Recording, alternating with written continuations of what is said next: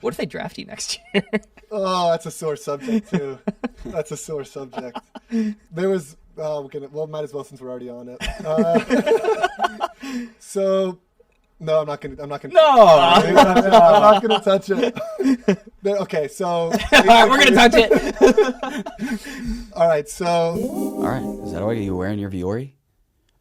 Yes, this is a Viore Quick Trip sweatshirt. I am wearing my Viore pants. I am wearing a Viore shirt underneath. There, somewhere. See Viore? Oh, you can't see it. See, I swear, I promise. I need to re-up on my Viore. I don't know if they came out with any new stuff. I need some new colors. I need to switch it up. But you guys know we're massive fans of Viore. We always have been. We're lucky to have them work with us on the show, but we would be wearing this stuff either way. And you can get 20% off your first purchase and enjoy free shipping on any U.S. orders over $75.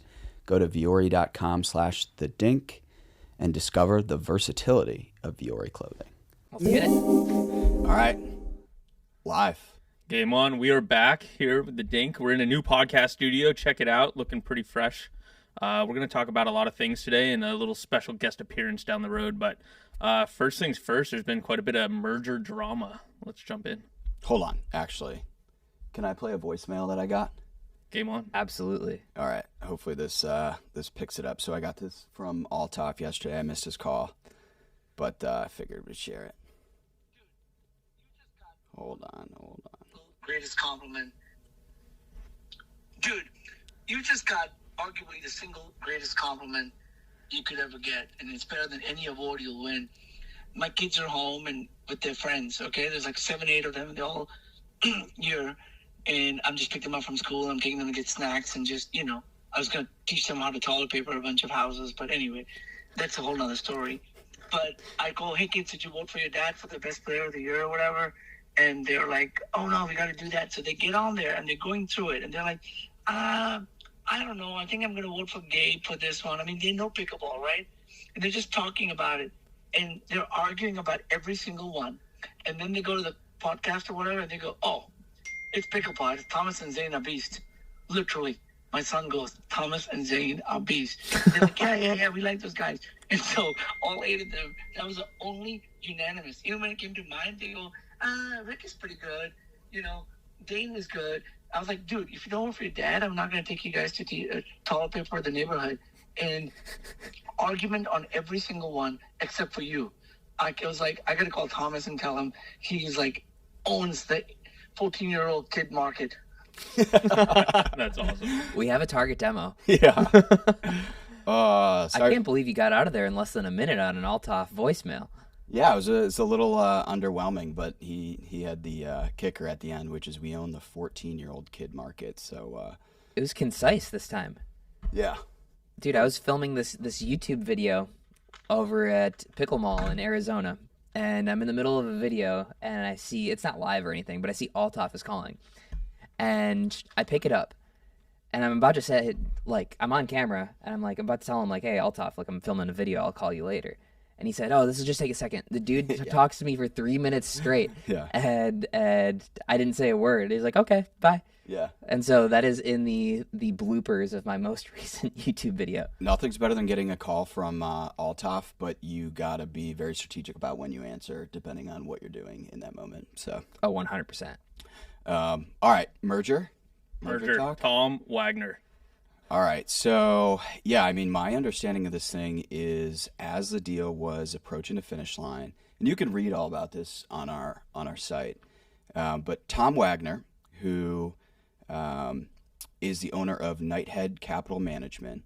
Now, they are majority owners of Birmingham City FC, so they're, they have other investments in the sports place. I think, what are they, Columbus Sliders? No, they're the Night Owls. Las Vegas Night Owls ownership group. Yeah, put that one together. So, Nighthead Capital owns the Knights. Right. So as the deal is approaching the finish line, they throw in, quote, a nuke, right? And essentially what they did was they said, we'll do the same deal. We'll offer slightly better terms.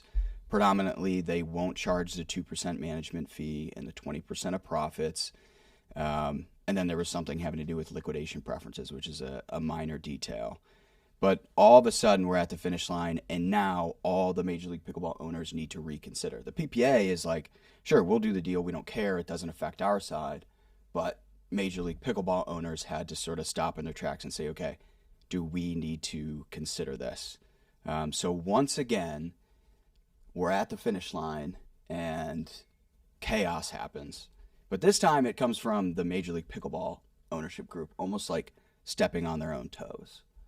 Yeah, so I have a pretty actually out of the loop on this at this point. But does that now mean that the Dundon and Tylus, the Stein and Tylus deal Right. is completely out, and this is now the Tom Wagner deal? Essentially, yeah. I mean, Tom Wagner would replace them in this scenario. But about 30 minutes after we published this article, some MLP owners get on the phone, and it is agreed that Tom Wagner will withdraw his deal, and then all of a sudden the merger was back on track. But, as you and I both know, there are still some sticking points that are holding it up at this point. But, you know, It seems like, at least from a league functionality standpoint, it sounds like they're down to a couple of key things. First being basically who controls the board of NUCO, as well as how many events PPA players are going to be required to play. Yeah. I think as of the original deal, basically I think they're negotiating between 6 and 9 events for the PPA players to play in. right. Which I think does make a pretty big Yeah. difference. That's either 2/3 of the season or the entirety of the MLP season. Based on conversations I had with owners, it seemed like they just sort of assumed PPA players would be required to play in every MLP event when it actually wasn't the case. Well, that feels like a pretty fair assumption, but like if it's not in the But how do you not writing- how do you not know that detail? Like, how are you not aware of that? How is that not discussed prior to now? Like, why is that a sticking point now? Well, I'm sure that was intentional, right? Like, I don't think anything's an oversight, really. Yeah, so I heard that PPA players, like, so basically they have commitment to a certain number of events. They're able to, if they wanted to, swap PPA events for MLP events, theoretically vice versa. But, you know, in my mind, okay, so Ben's only going to play 6 events, maybe less. That seriously alters how I'm going to draft. I mean, it alters everything, right? And you can assume that if he has, you know, if he has this sort of like unique arrangement, there are other players who are going to want to request something similar or already do have that. Yeah, I mean, there are some players that just haven't wanted really to play MLP previously. Like Matt and Lucy don't want to play MLP. They never really have wanted to play MLP. Even when Matt played MLP, he didn't seem like he wanted to play MLP. I mean, that's leading up to the next event that's, who knows, canceled or not. But in Right. LA, where are we going with that? I've heard that the Challenger is pretty much the Challenger event for the first Major League Pickleball event of this year is pretty much on its deathbed. The premier event is also on a lifeline right now, and So what, the premier event's supposed to be like the second weekend in February? Third weekend, maybe? I mean, I just don't know how we're in the last week of January. How on earth could you draft and put together an Right. event in 3 weeks? right, I can't imagine a world in which it does happen. yeah. I mean, if I'm Major League Pickleball, the priority is let's get this merger through, and then let's do the first event right. Let's not rush it. So be it if we have to pull the plug on this first one. Let's do it right. Sure, I mean, I think that's important, but I think a big potential issue in all of this was the fact that MLP burned their bridges. MLP was merger or nothing, right? And if your counterpart in negotiating has no viable alternative, right? PPA knows that MLP is not going to run an event. Yep. Well, why not just continue to drive down their value? Yeah. Right. I mean, yeah. So I think they've been shooting themselves in the foot by operating merger at all costs Sure. and not having a plan B and And they have no the plan ability B. to run an event. Yeah. I mean, part of this deal is the PPA essentially is they run and execute all the events, right? Any MLP staff that still exists just rolls over into PPA staff. They work out of Dallas. It's all run and operated by PPA. If the merger doesn't go through, Major League Pickleball all of a sudden has to get a massive team in place if they even want to think about pulling off an event in the next few months. Right. The longer this not good lingers, leverage. the less leverage they have. And it's lingering all right. Oh, yeah. It's like a fart in an elevator. Clip it. Well, speaking of potentially shooting themselves in the foot, Jim Kloss made a post about the Johnson 5 apparently never having actually signed any contracts. Right. Do you think that was a good play, or did they, in fact, shoot themselves in the foot? So Johnson 5 being J.W. Johnson, Georgia Johnson, Dylan Frazier, Gabe Tardio, Milan Rain, Millie Rain. Who just crushed it at the APP champion. Yeah, she just played well, and Georgia's obviously playing APPs too. Yeah, I think we kind of pointed out that it was interesting that like Georgia was going to be going and playing APPs, but given that they don't have a contract in place, it's kind of making sense that they're just doing whatever they see fit at this point. But yeah, I don't know. I mean, from what I hear, the PPA is like, we're not going to negotiate with the 5, right? We're going to negotiate with who we want, right? Which is JW, Georgia, Dylan, and then I think Gabe and Millie were less of a priority for them.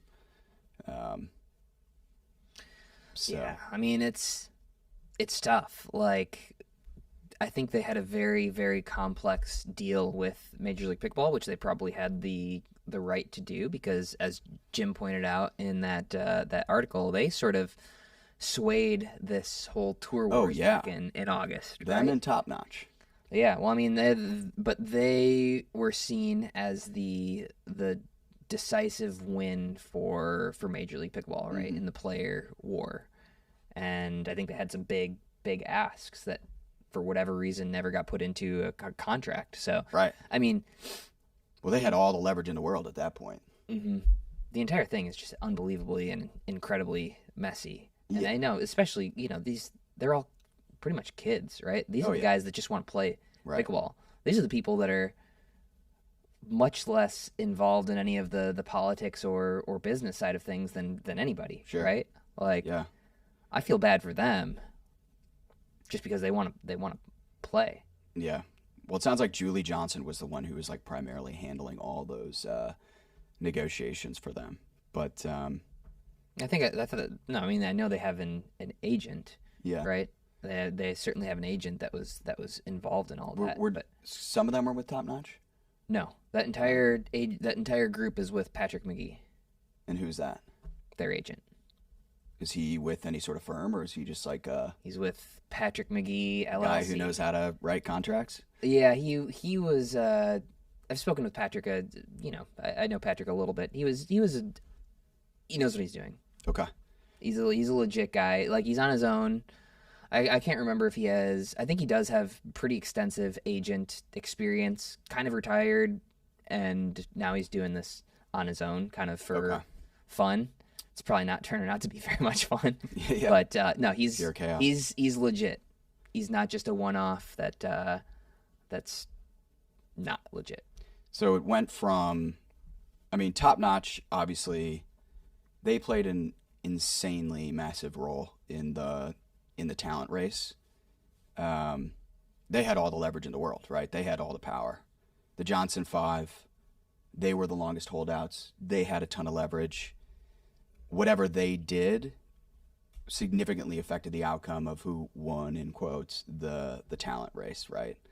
Seems to have inverted, where Top Notch, from what I hear, they're basically getting shut out by the PPA entirely, right? Like, they won't even have anything to do with them. Because why would they? They can't trust them. I mean, look what happened, right? And the Johnson 5, all of a sudden, they don't have a contract at all.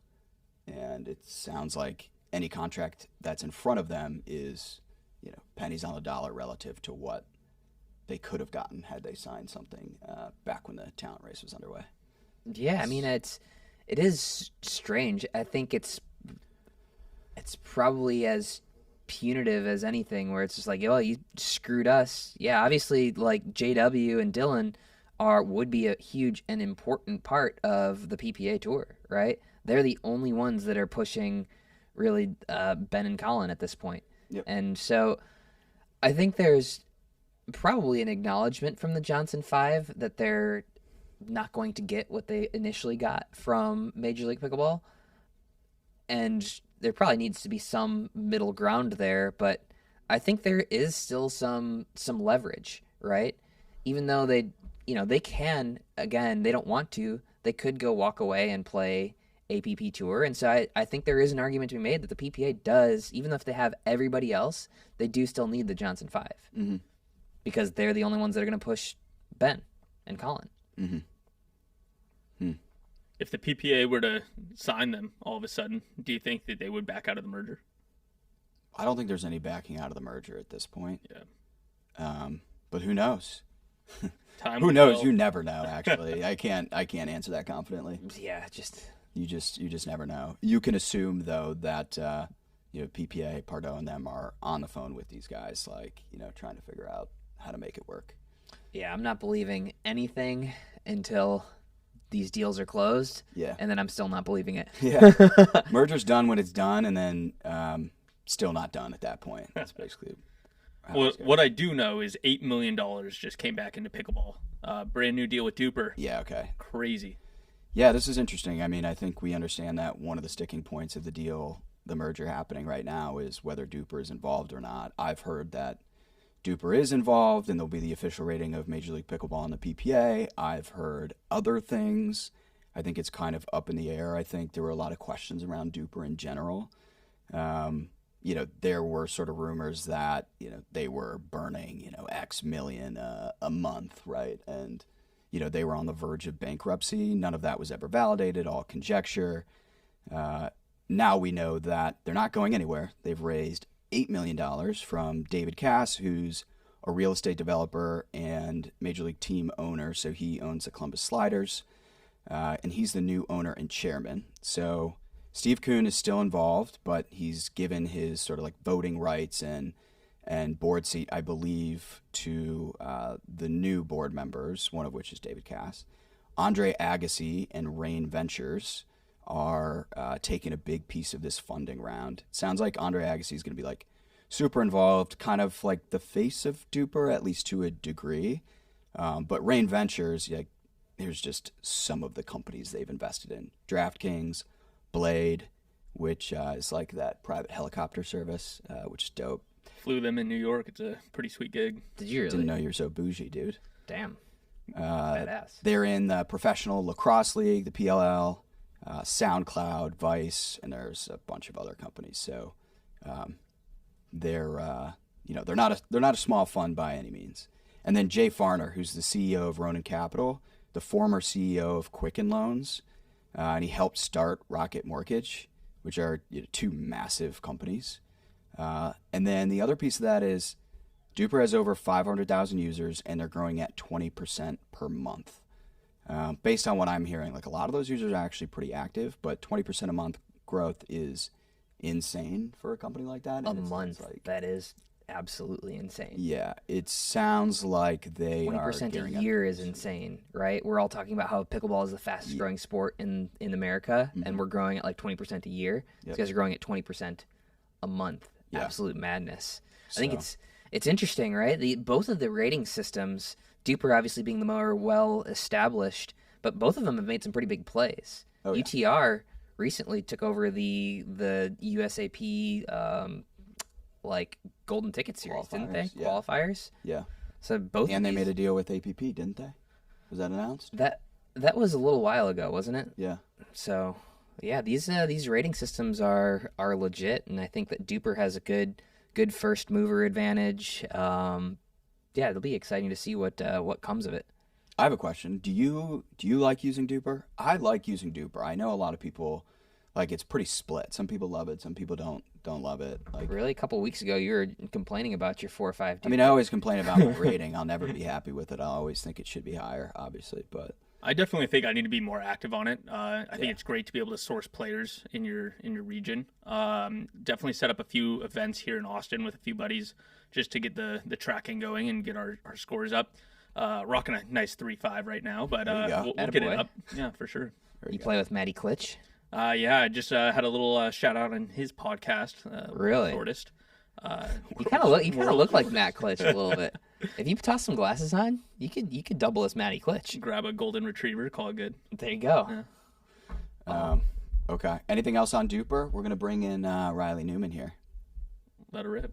Let's go All right, for it. let's go grab Riley. Make sure we're not filming this.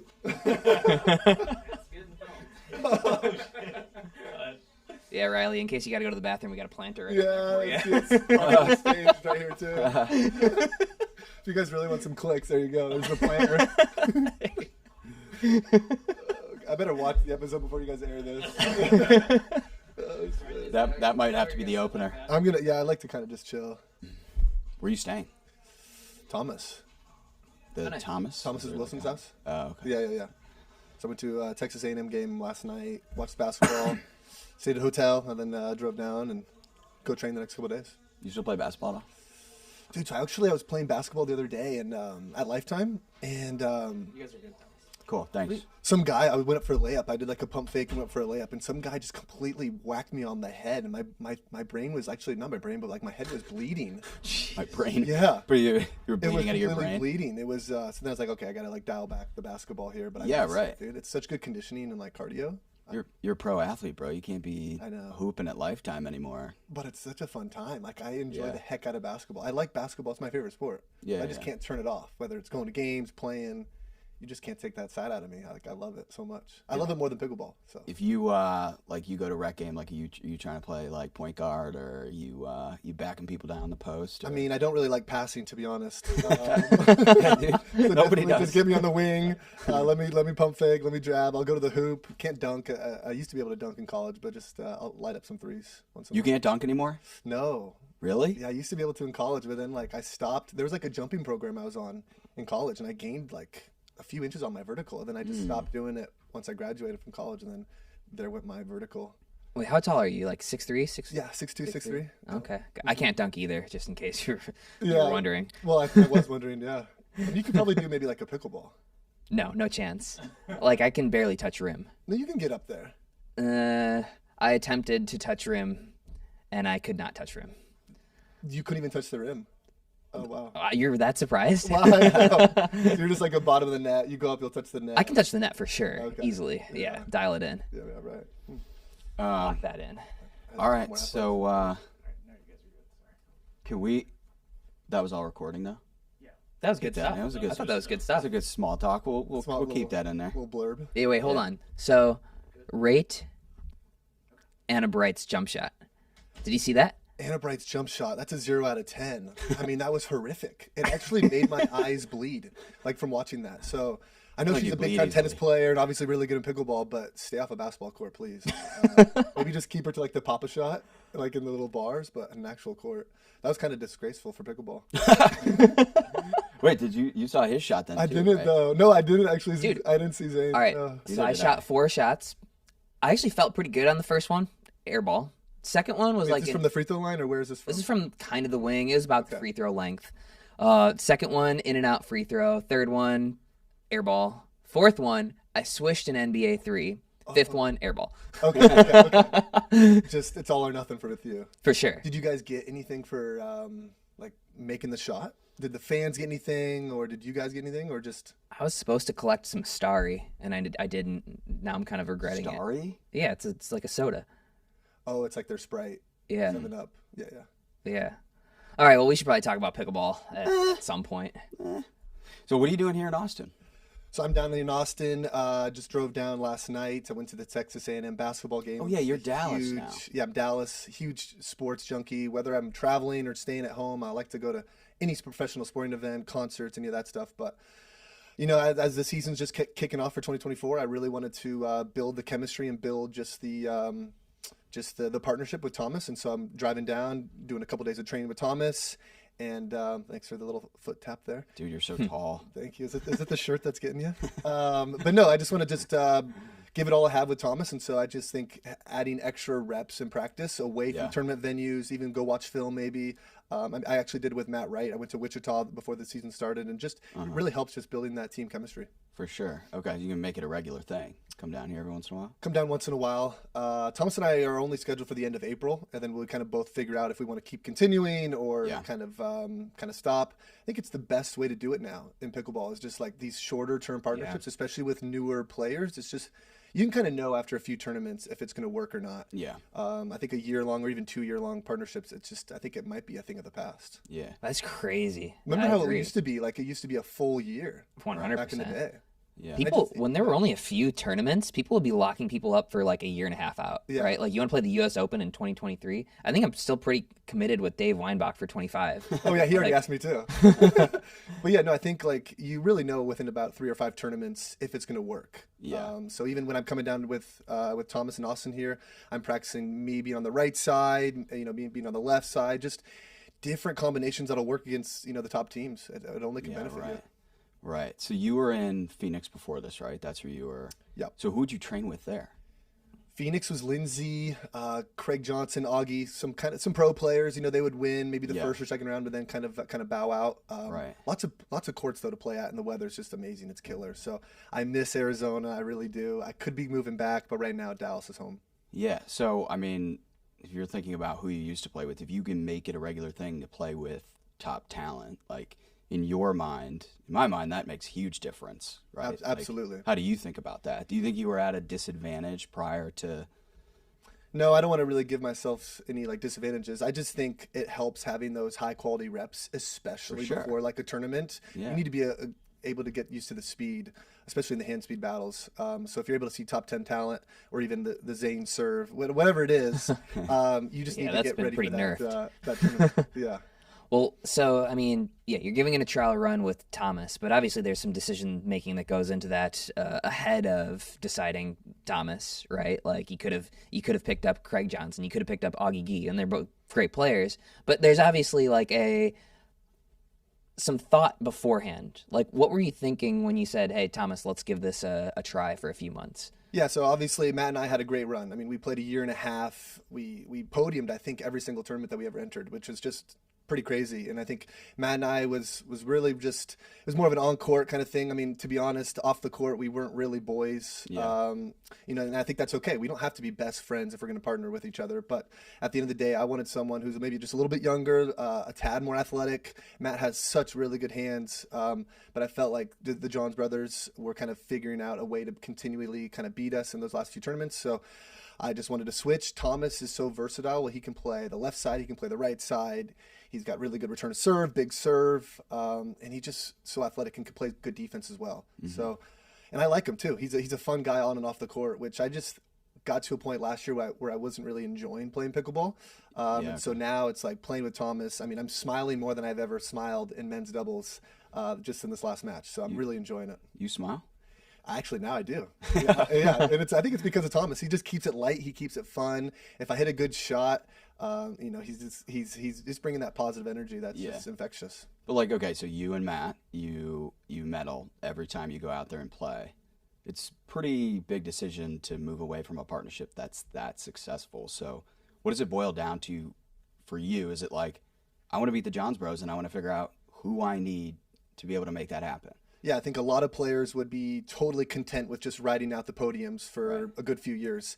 Yes, it's amazing results, getting a few golds, silvers, and bronze. But at the end of the day, I don't come just to play and get silver or bronze. And I felt like they had kind of figured us out. So I just I wanted to switch it up. And like I said, Thomas is just so athletic and just gives me, I think, the best chance to win right now. So I wanted to go with him. Got it. Yeah, it's interesting. It seems like it's like all or nothing for you, right? Like second isn't good enough. Even if you're guaranteed second every time, like that's no. I mean, yeah, you're exactly right. Like my parents just raising me from my childhood. It stems from my childhood. So, I'm the middle of 7 siblings. I have 5 sisters and little brother. And growing up, my parents would do some pretty crazy things to us. Like if we would lose in ping pong or badminton or tennis or whatever the sport was, the loser would have to do chores, whether that's laundry, dishwasher, you name it. So we're raised in that competitive atmosphere where losing or getting second place is just not good enough. So even in these last few tournaments, we're getting second place. It's amazing results, but at the end of the day, I want to get first. Are you related to Reese Bobby, Ricky Bobby's dad? If you're not first, you're last. I mean, I could be distant cousins. But, it's from the same cloth. We are For cut sure. from the same cloth. My dad, there was a tournament when I was 12 in tennis, and I ended up losing the tennis tournament. And we played this 4 hours, this tournament 4 hours away from our hometown. And since I lost, he thought that I didn't give my best energy. So not only did he not feed me after the tournament, he didn't feed my whole siblings who came with me. And so now we're driving back 4 hours back home, starving. And Lindsay just says, Dad, pull over. So we pulled over. We just go to a Pizza Hut. Back in the day, there was these saltine crackers and from the Pizza Hut. Lindsay would have to go in and actually steal the saltine crackers, and that was our dinner for the night. So if that wasn't an example of not getting first place or not trying your hardest, then I don't know what is. But my dad is definitely just insanely competitive. Yeah, that's pretty intense. But growing up, you guys weren't playing pickleball. What was it? Basketball? It was basketball, baseball, soccer. I mean, whatever season it was, we played it. The crazy thing is, I think it's why my grip in pickleball is so unique. Is growing up, I never had a tennis. All right, let's do it. Grab we want the paddle, put it up in front of the camera, and show us like how you are gripping the paddle. Right. Well, yeah. Start it like a Western. Yeah, I got you. Move into your grip. Well, yeah. So in tennis, you're always kind of taught to just kind of slide your hand down on the paddle. But when I was younger, my family couldn't really afford tennis lessons. So some guy at the tennis courts, my local high school courts, was just like, hey, if you want to use some topspin, why don't you just try putting your hand over more and get more topspin? Well, that was good enough for me. So then I tried that, and sure enough, I got more topspin, and now I am completely like over this way with my forehand. And I think I'm the only one that has this grip. I don't change my grip when I play, whether I'm at the kitchen line or the baseline. Really? It's the same grip. So now my backhand, I just put my left hand right on top. Notice the one finger up on the backside. Yep. I'm not stacking my hands. A lot of players will do that. I'm right over top. On that one finger out does give you more like guiding with the backhand as well. And then if they do attack me, this chicken wing is usually not there. I'm able to get to my stronger shot, which is the forehand pancake. So it's pretty unique. When I used to teach a bunch of clinics, I would never teach someone the forehand pancake just because there's limitations with like the forehand drive. You can't like hit a flat one. It's more of like a top spin kind of loopier shot. Yeah. But it has its benefits too. So it's been pretty fun to have a pancake shot kind of named after you. But I can't take all the credit. It's from that 8th grade coach back on Whidbey Island that taught me the forehand grip. Got it. Nice. Interesting. Yeah. So if to describe it, you're basically picking up. If you're going to describe how you grip the paddle, it would basically be set the paddle down, and the way that you would pick it up. Yeah. Right. So that would be your sort of Western forehand, whereas opposed to most players who are using that edge of the paddle as a guide and coming down from there. So it's basically toss the paddle down, pick it up.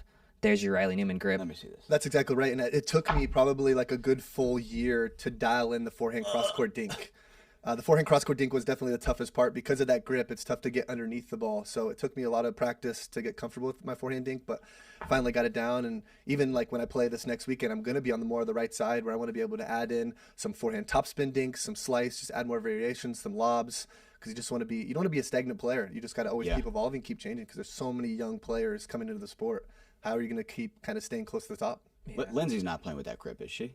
She's close to it, not as severe as I am. Yeah, right. Would you say there is a player that should use this? Like most people, you say you're going to go teach a continental. Like, is there somebody that you see? A certain type of player, you mean? Or a certain type of person, right? Somebody who hasn't maybe played pickleball before, but they have a certain racket sport background or a level of athleticism that you'd say, all right, I think you should give this a whirl. So we were actually talking about this the other weekend, and let's say if I have kids way down the road here, if we ever wanted to teach my future son how to play pickleball, I would actually potentially teach him from the baseline, go more continental for your drives, for your ground strokes, even for your serve.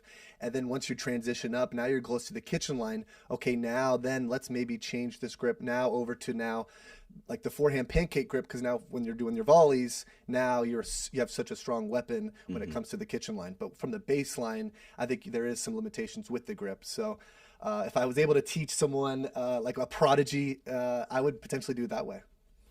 I agree with you, but I think you can do it from the baseline. Actually, when I'm hitting forehands, if you have a spinny enough paddle, when I'm hitting forehands from the baseline, I'm in a full Western. Yeah. It's very much a loopier, more top spinny shot, which takes really, I think, good and precise timing, and it can get hot and cold for sure. But like, I think it's doable from the baseline. I think any grip has pros and cons, and I think you just have to find where your pros outweigh your cons, right? That's exactly. Your if your forehand dink is your weakness, but you're able to compensate by having a really strong ability to defend that chicken wing. I think most people would probably take that trade off at the pro level. Yeah, I would agree so. And I think I think it's just has its limitations, has its strengths, has its pros, and has its cons. And so you're just trying to figure out what is best for your personal game. And that's why I love pickleball so much, is there's so many different varieties and there's so many different methods on what works and what doesn't. And so just go out there. If anyone's listening who's a 3-5-4-0, just go out there, whatever feels comfortable and whatever gets the job done, just try it, because there's no one universal way how to do it. So I'm here to tell you that anything is possible if you just kind of just set your mind to it, you practice hard, and just keep going at it. Yeah. Okay. So you've used a bunch of different paddles on tour, right? I know you've got a big announcement coming up, which we're not going to touch on today, apparently, which is a little heartbreaking, but we'll stomach that one. To what degree do you think like the paddle selection impacts your performance and how successful you can be? To be honest, it makes a huge difference. Yeah, it makes a big difference. And I would say if I had to put a percent on it, it's probably 5 to 10%. Yeah. On your game, I think it is incredibly high, because there's some paddles right now that you play with it for a few days and then the grit wears off really, really fast, and now you're like playing with a paddle that you can't put as much spin on or grab with the ball. And there's some that you can get a lot of power with, obviously. So it makes a big difference. When I originally went from Gamma to Takea, I never really shopped around. I never really talked to any other paddle sponsors. I just went with Takea because I'd been with them for a few years, and they've been family ever since day one. So now being done with Takea, switching paddles, I was able to now kind of be a free agent, kind of test the market. But my very first call was Pro XR, and because it had the best paddles in my opinion. So I wanted to really talk to them first, get it in my hands, and then figure out from there if it could suit my game. And right now, I've only played with it for a couple weeks, but I really, really like the power and the spin you're able to get with the paddle. Okay. All right. Yeah. I mean, we were talking about the other day, like if you're just getting into pickleball, or even if you like play a decent amount and you're just using whatever paddle is like near you or whatever somebody suggested to you, the amount of improvement you can get just for finding like the right paddle for you, or something that just has like a little bit more power, is like kind of, on the cutting edge, like it can change your game like almost immediately. Absolutely, yeah. So folks, stay tuned. Next week on my Instagram page, I will be making an official announcement. I'm actually doing it kind of cool, and I know a lot of people, when they do their paddle announcements, they just kind of make a post with the paddle, wearing the kind of the gear, but I'm actually going to take a trend from these high school athletes when they choose like a college, they have like the 3 hats. Yeah. And so I'm going to do kind of a similar thing. I'm going to have 3 paddles, the top 3, that's been kind of my selection. And then I'm going to choose the paddle that I'm going to be playing with. And so just with content, as you guys know, it's just fun to do different things. And so I'm going to spice it up with my Instagram page. So the Tuesday, January 30th, I'm going to be launching my my new paddle. All right. I like it. This year, you gonna start paddle tapping at the end of games, or are we sticking to our policy here? We will not be doing that. So, we will not be touching paddles in between games. That whole thing came out, I think. It got so funny. It got a lot of attention. Big. It got a lot of Big. attention. And even when I was kind of thinking about going public with it, I was talking with Lindsay, my sister, and I was like, well, do we want to even go public? Because I think there's a chance that it could be sour in a lot of different people's eyes, and people might not take it to heart, and they could think it is kind of negative. And so, but at the end of the day, I really just saw it as from a pro lens.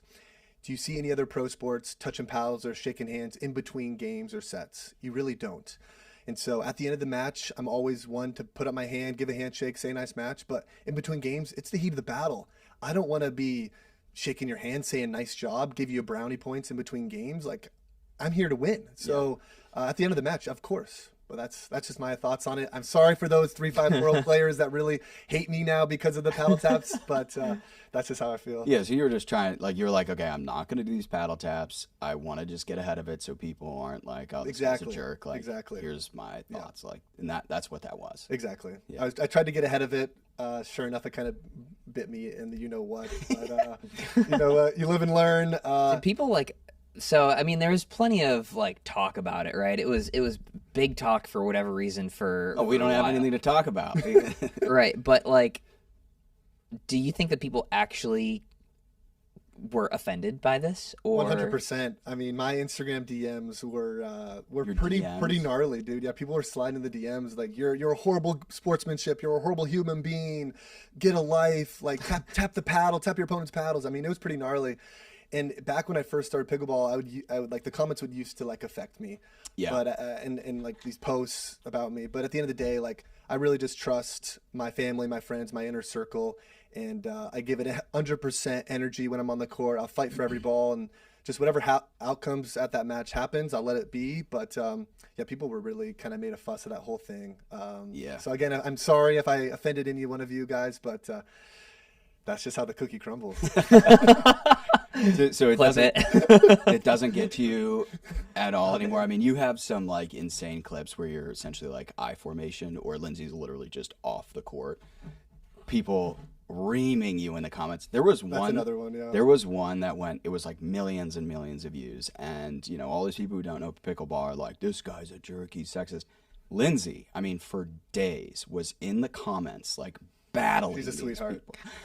I turned off the comments because I was like, this isn't good. Like, let's end it here.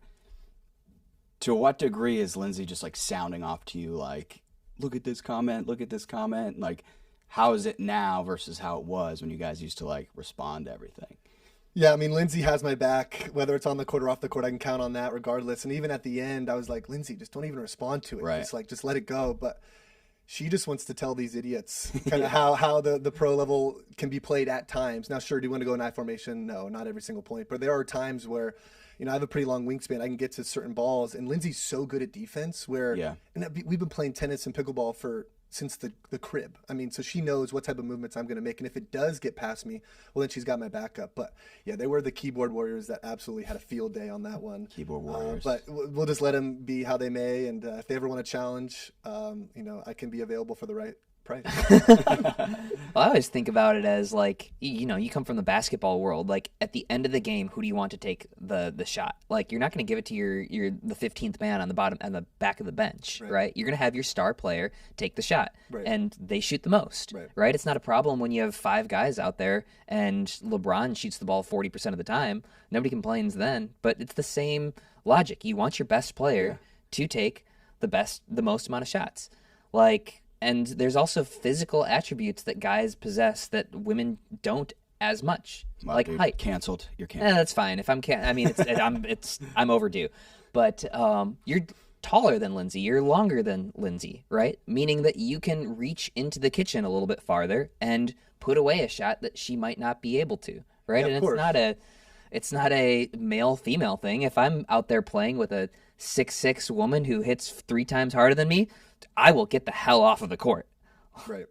And of course, there's going to be times where I'm overextending and I probably shouldn't get to a ball and I should let Lindsay take it. But just like you said, like I want the ball when it's 9-9 in the third game. Like I want it. And if I miss or make an unforced error, I can live with that. But I want the pressure of me taking the kind of the final shot like you exampled it in basketball and pickleball. I want the same thing. So yes, there's a few times where I should probably hold back and let my partner take it, but I play better when I'm more aggressive and I'm kind of taking over the court, and I put so much more pressure on my opponents when I am aggressive as opposed to kind of staying on my side, playing 50-50, never cross over the center line. Like I would just never play my best mixed doubles or even sometimes men's doubles. What's your relationship like with DJ Selkirk? DJ Selkirk? Yeah, well, it's actually funny because the very first time I met DJ. He was helping me with a clinic in Utah, and he's just been a really stand-up guy. I really, really like him on and off the court. And then I went to Seattle PPA. This is July of 2023, and it's 1 month after I did the Matt and I breakup on Instagram. And we played him in mixed doubles. Yeah. And I got and I'm from Seattle, so my whole family, a lot of my college friends are there. They're going absolutely ham in the VIP box. I mean, they're going out of control. They might have had a few drinks. And so we played Matt and Lucy. I think it was the quarterfinals or the semifinals. I can't remember. But we ended up beating them in 2. And then DJ Selkirk played the Taylor Swift song, Yeah. we Are Never Getting Back Together, which was funny, which was great. I liked it because I won that time. But then I think they ended up beating us the last time. I don't remember if I was with Lindsay or not. I don't think I was. And then they played it again. The second time, We Are Never Getting Back Together. And then I looked up at DJ Selkirk, and I'm like, really? The second time? Like, let's just keep it to 1. It was fun. But no, any of that stuff, dude, I think it's entertaining. Like, For sure. To be honest, I play pickleball. Yes, I love it, but I play because of making people enjoy coming to watch me play pickleball. Like, I'll do it for the people who have never seen me play. I like entertaining the crowd. You'll see me in between timeouts, like throwing balls in between, playing catch with the fans, like doing just different stuff that's just not boring. Like, I want to just be an entertainer out there, and some people don't like it that I might a little bit cocky or ambitious or whatever the case may be, but I just love putting butts in the seats and just being an entertainer. Yeah. So what's can I pry? Have you talked to Matt at all? Like, are you guys chill? Like, is there any bad blood there? Like, obviously it's got to be kind of a weird sort of like walking on eggshells a little bit. Like, yeah. So I mean, it's kind of like when all of us here, we're 4 dudes here at a table. It's like when you break up with a girl, right? At first, potentially of how you break up with a girl, it can get a little awkward when you see it for the first time back in public, right? Or it can be really, really smooth. So it's one of the two. And Matt and I, when we first saw each other, it was, hey, how you doing? What's going on? It was very cordial. And then as soon as we got on the court, it kind of went sour. It went south. Right. And, we were playing at the San Clemente. Thomas and I played Matt and James. And if you guys ever want to get a popcorn match and you're just bored at your house or you just want to watch some pickleball, I would recommend you watch it. It was in December, the PPA Tour Finals. And Matt and I, we had a good exchange back and forth. And it was like the second or third point of the match. And he did his come on and stare down. And then I was like, all right, here we go. And then there was an absolute just mad chirping the whole rest of the match. Right. And as you guys know, I love to do a little barking myself, and it was a fun match. Ended up winning, but Matt and I aren't really necessarily best friends off the court, but on the court, we know each time when we play against each other, we're going to bring our best level and best effort, and I think it creates a really good product. For sure. It can be a healthy rivalry. Yes. For sure. Yeah. I think especially like after that is if you were playing Matt, I was like, I have to watch this. Yeah. Like, I want to watch this. I think fans do like a little bit of like for sure. controversy, Oh, for sure. talking kind of back and forth. Like, Yeah. yes, we love seeing the match where it's, really good competitive, but no talking. But I mean, I was looking at some of the people after I made a comment in San Clemente, and they were on the edge of their seats, and they're like, oh, did you just hear what he said? Like, Right. I think it's engaging for people too. Now, am I going across the line on certain comments? In my past, yes. No such thing. In my past, of course. But I'm really trying to be kind of dialing it back when it comes to the chirping. But at the end of the day, I'm still here to win. And if it gets under their skin, which I know some players, it gets under their skin, I'm going to use that to my advantage and and go at them. Yeah. Do you think? Oh, go ahead. Well, I was going to say, that was our last event hyping, and it was getting towards the tail end of the night, I think, when that came on, and you nailed it. The crowd ate it up. Yeah. Yeah, they did. We loved it, so tone it up. Tone it up. Yeah. Well, yeah, I mean, but the thing is, I have to be careful with it, obviously, because if I am like chirping nonstop and going belligerent, I think it's not the best either. So there's a line.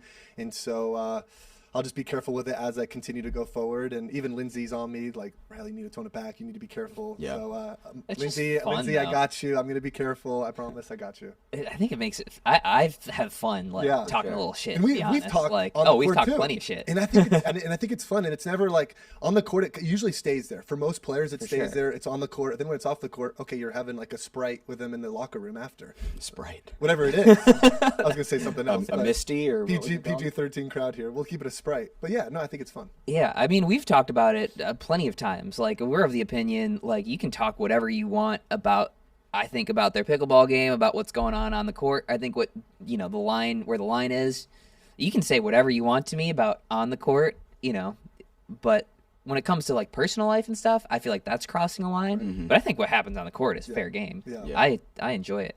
Are there So people. I shouldn't be saying like Miss Wisconsin type lines to you.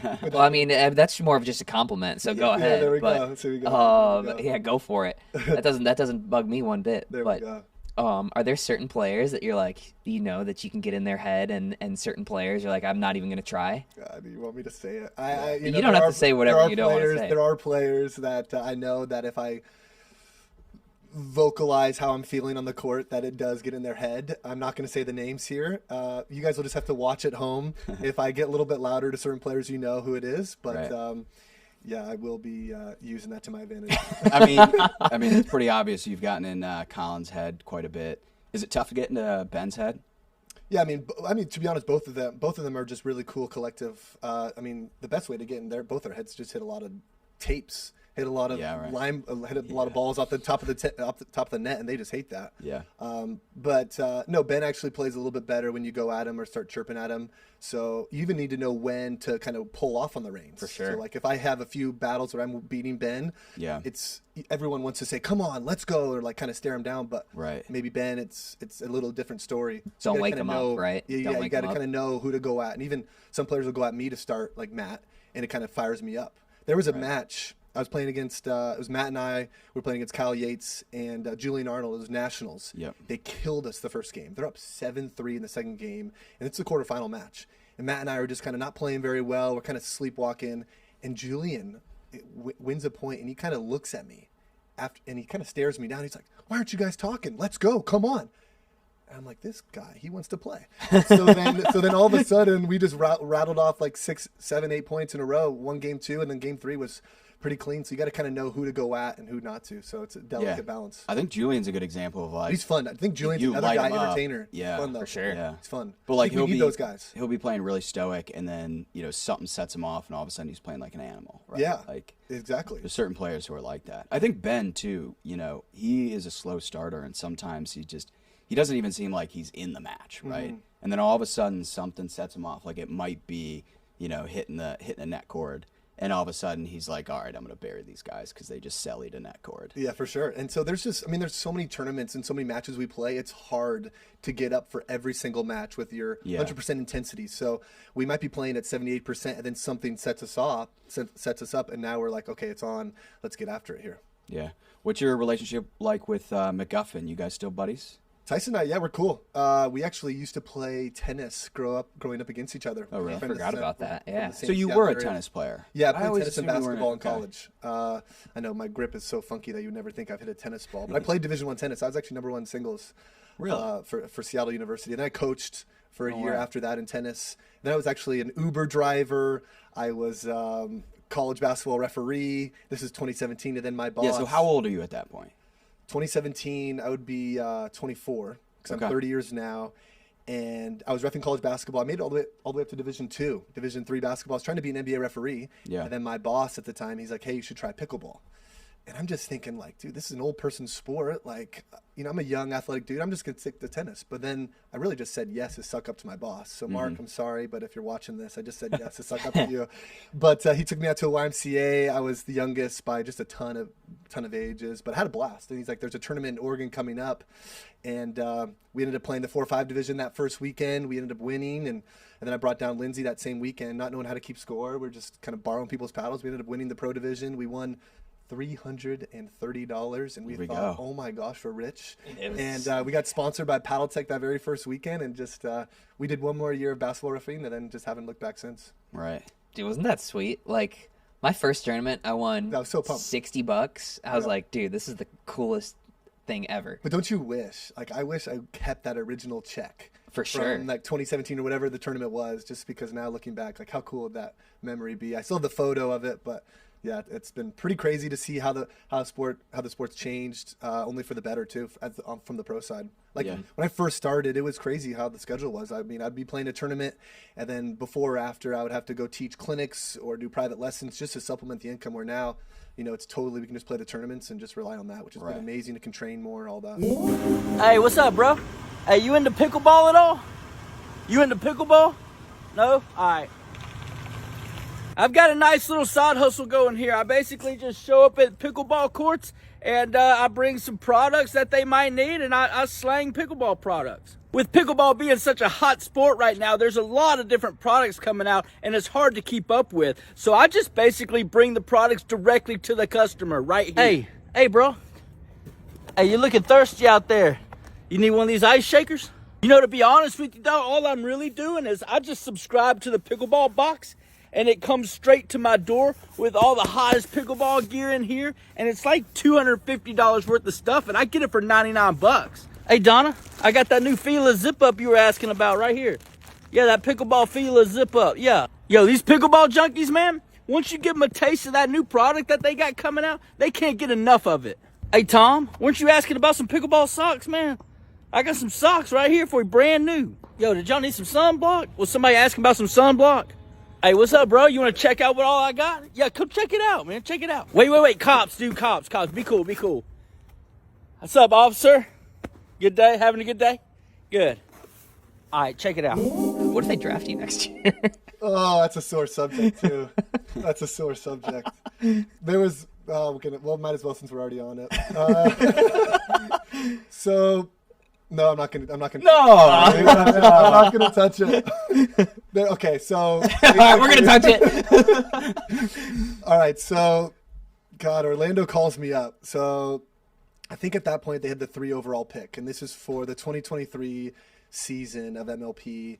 And Orlando calls me up, and they're like, "Hey, what's your interest with MLP? Do you like it?" I said, "I love it." They just asked me some questions, and for me, I actually thought they were going to take me at number 3 overall behind Ben and Ali. And then they decided to trade back with DC, and then DC took me at number 3. I'm so glad that DC took me because they've been honestly the best ownership group I've ever had. But when we were playing Orlando and Atlanta, we were up 2-0. I already had the line in my head of what I was going to say to the owners of Orlando after if we would have won that. But unfortunately, we ended up losing it, and I couldn't use that line of, I'm not going to say the line, but I'll save it for another time. But we ended up getting them back the second time. But that was a good rivalry between DC and Orlando. I mean, we were neck and neck going back and forth, 2 evenly matched teams. I think that's why MLP is just such a good product. Yeah. It's so fun, man. For sure. Create those rivalries. Yeah. It was wild. I mean, you guys were up 2-0. We come back and win. We were up. You guys crushed us the next time in the finals of Dallas, and then we beat you guys decently in the next one. And it's like it's a back and forth, and I think that's what's so compelling about it. Like, going back to that draft, though, I think there was a little discrepancy around the Alshon pick, and like you sort of, I had heard that you sort of just went off on your own and made the pick. Is that true? No, I mean, you can't believe the rumor mill in pickleball. Did I have influence on the pick? A little bit. I mean, that's fair to say. I think anyone who ever gets drafted number 1 for your team is going to have a little bit of of not leverage, but just like a voice in the room, in the conference room.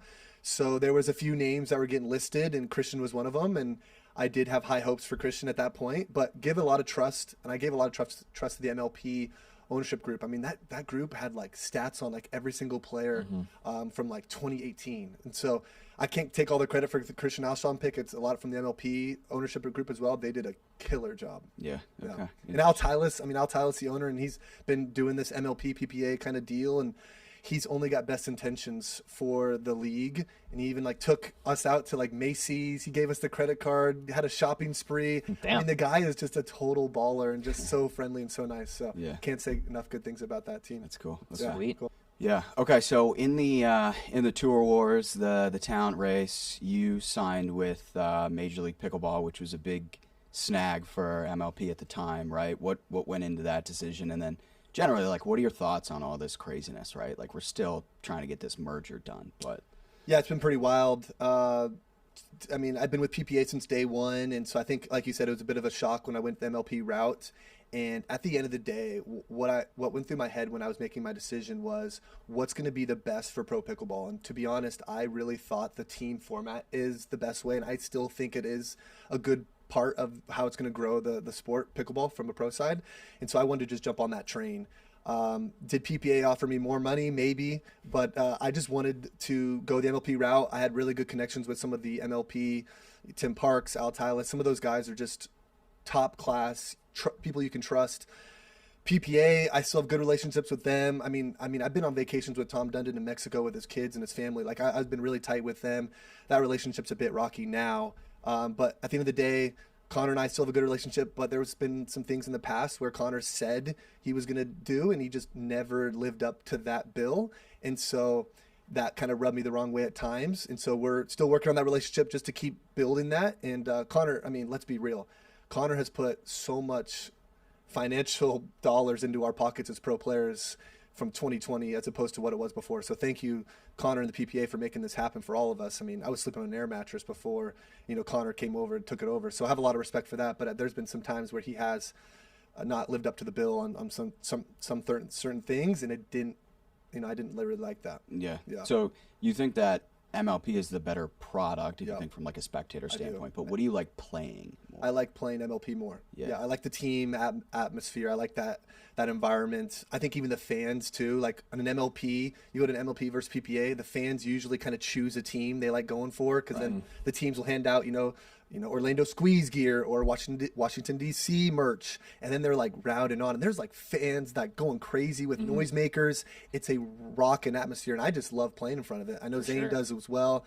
So I think even like when there's no tournaments, there's discussions of waiver drops, the waiver wire, like trades, add-ons. There's much more controversial topics you can talk about on MLP as opposed to PPA, where it's kind of the same conversations. Yeah, all we can talk about is whether you're going to paddle tap or not. It's a little bit, it's a little bit stale when it comes copy-paste. to PPA, copy-paste. Yeah. For sure. All right, so when you're not playing, you're kind of consuming, you're like getting up to speed on all the latest in PPA and MLP.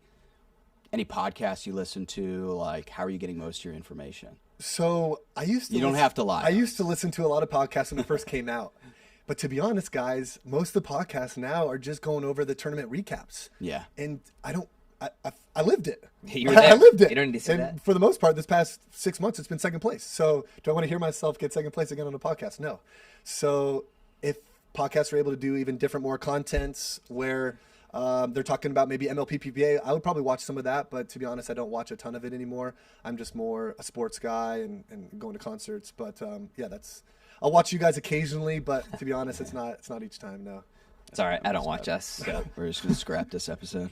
I don't watch it either. Does anybody? Yeah, some people do. Some people do. Yeah. We got the 14-year-old market cornered, as we know. Yeah, we heard that from Altaf Merchant. Yeah. So, 14-year-olds love it. us. Okay, yeah, for okay. sure. Okay. Well, 14-year-olds, if you guys are watching, man, let's go. Let's keep hyping it up. No, it's been crazy. 14-year-olds, when I go to Utah or like these other places where it's so big in pickleball, these 12-year-olds will come up to you and be like, "Oh, I'm such a big fan. Like, I love watching your train and backhand." So the sport is growing, and it's really cool to be able to see those younger generations come through.